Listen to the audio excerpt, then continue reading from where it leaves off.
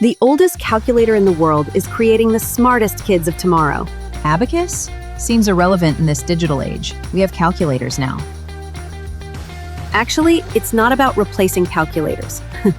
It's about developing your child's mental abilities, concentration, visual memory, and listening. Skills that help in academics and in life. I thought it was just for kids who are weak in math. Abacus training improves the academic performance of both high achievers and aspiring students alike by making them confident learners. But isn't it time-consuming? I worry it'll interfere with schoolwork.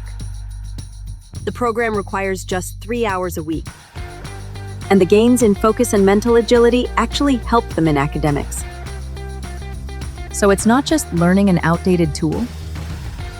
No, it's building a stronger, faster brain for life. SIP Abacus, building young minds for the future.